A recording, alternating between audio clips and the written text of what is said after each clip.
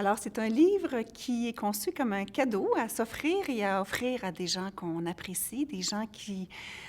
sont intervenants en relation d'aide, des gens qui sont professionnels de la santé physique et mentale, des gens, en fait, qui aident la société tous les jours, mais qu'on ne peut pas perdre, on ne peut pas se permettre de perdre parce qu'ils souffrent d'épuisement. Donc, c'est un livre qui décrit les stratégies à utiliser pour maximiser notre vitalité dans le quotidien, mais qui décrit aussi les stratégies à utiliser quand il y a des moments perturbants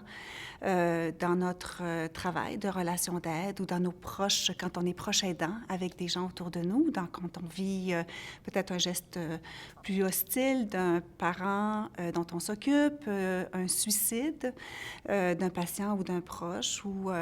une plainte qu'on reçoit. Qu'est-ce qu'on peut faire quand même pour maximiser notre vitalité dans ces moments perturbants dans notre travail d'intervenant en relation d'aide?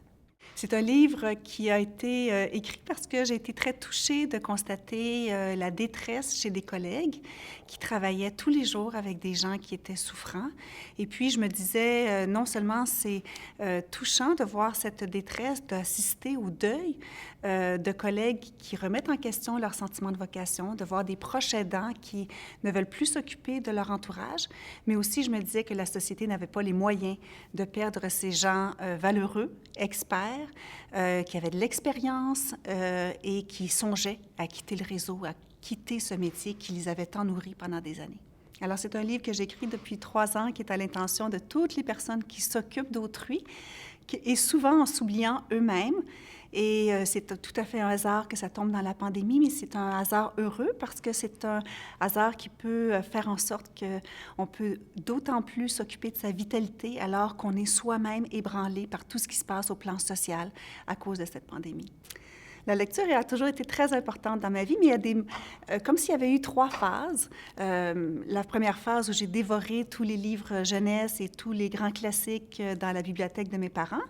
Mes 10 ans d'université où j'ai été plongée dans la recherche scientifique, dans les articles, dans les ouvrages de revues prestigieuses qui donnait en évidence les résultats de recherche.